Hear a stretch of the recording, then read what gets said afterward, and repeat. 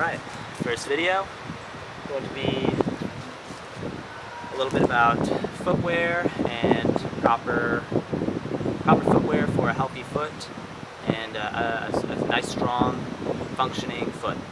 So to start, going barefoot is probably the best thing that you could do for your foot. Nature intended it sounds kind of cheesy, but nature did intend for your foot to be bare. You read this a lot. Your foot is the product of millions of years of evolution. Your foot is designed to do the things that it's meant to do, to walk, to run, to absorb impact, to go side to side, back and forth, up and down. Your foot was made perfectly. So the more you start to add, orthotics and you start to change the ability of the foot to do what it's supposed to do, then that's when you're going to start having foot problems, ankle problems, knee problems, hip problems, back problems, that kind of stuff. When you start to change what the foot is meant to do. So yes, being barefoot is the best thing you could do for your foot, but obviously you can't be barefoot all the time. Modern society, you kind of need shoes to do stuff. I need to go to work and I have to wear shoes at work. When I go out to eat places, I have to wear shoes.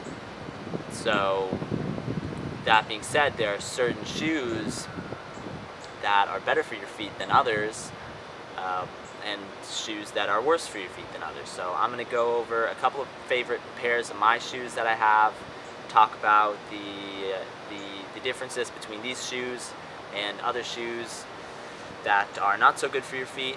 So let's just jump right into it. My favorite shoe that I have is called the Lems Primal 2.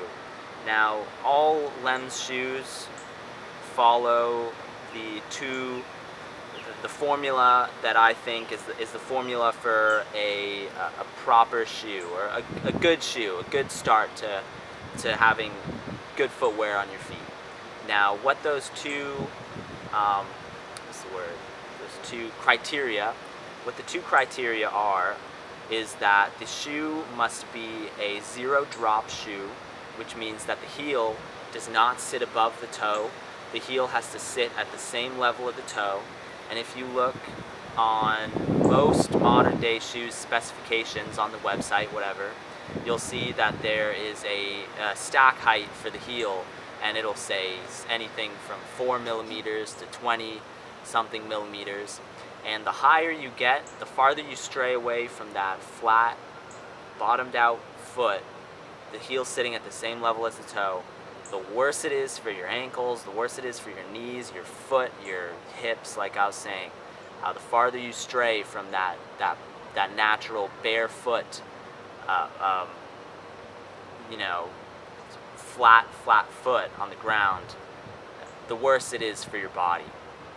So number one is no heel on the shoe, and number two criteria is a nice wide toe, which gives your toes the ability to splay and to move, just like your toes were meant to do, just like your fingers were meant to move and separate. Your toes are meant to do the same thing. So if you see, nice wide toe box for my wide toes here. So these are my Primal 2s. I love these shoes. I really use them for everything other than running. These are my go-to shoe, my everyday shoe. So they have that nice flat bare feet, no heel rise, and a wide toe. Another thing that makes them great is they're very flexible. You can move in them. Your foot can move in them. They're not a very solid shoe. I mean, they're a solid shoe, but they're flexible. They last long, but they can do stuff, just like your foot. Your foot's supposed to be able to do stuff. Now, the one thing I don't do in these anymore is run in them. And I know that these days you're hearing people say like, oh, barefoot running is the way to go because that's how our primitive ancestors were running. But the fault in that logic is our primitive ancestors were not running 24/7 on concrete, which is what most of us do. So unless you're trail running all the time, I do not recommend running in a barefoot, very minimalist shoe. So, like I said, these are my favorite shoe for everything but running. Walking, I put tons of walking miles on these shoes, hundreds of walking miles. I go to work in these shoes, I exercise in these shoes, but I don't do my running in these shoes, and I'll show you in a sec. What I do my running in is my Altras. Now, I had a pair of Altras before the Lems that I would wear for everything, but then I found the Lems and I fell in love with Lems. So now I have my Altras for running. Now they follow the same criteria as the Lems do for a proper shoe, or what I think a proper shoe should be, which is the zero drop heel and the wide toe. So it's got a wide toe and the heel's not any higher up than your toes would be when they're in the shoe. But this one just has a lot more cushion.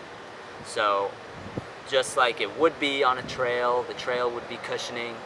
This is more of a cushioning for the shoe.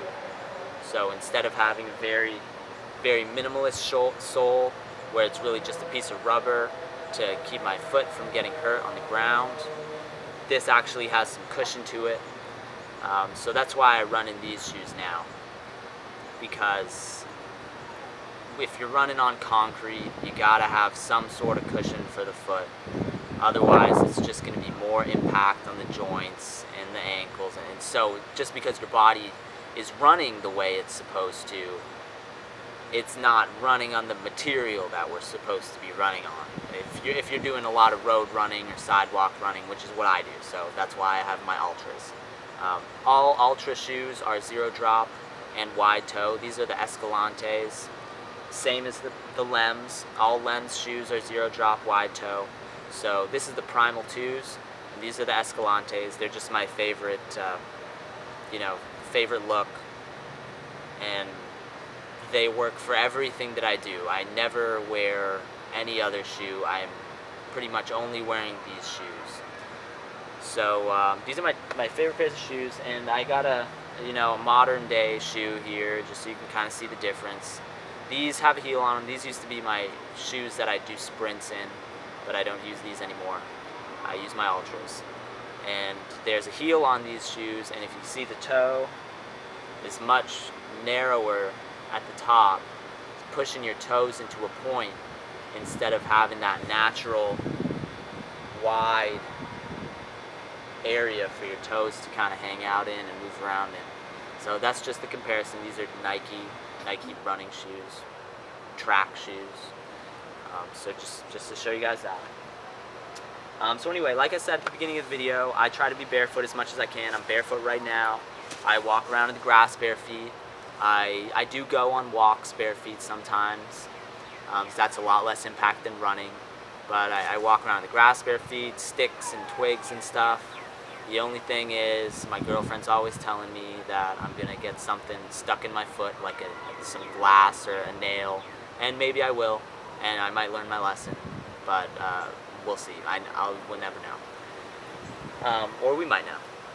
Anyway, so yeah, shoes very important for proper functioning of the foot, especially because we're wearing them for so many hours a day, whether it's at work or whatever you're doing.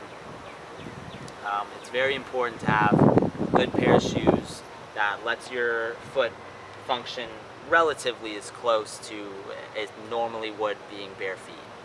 So anyway, I don't think there's anything more, and that's it. Best shoes ever.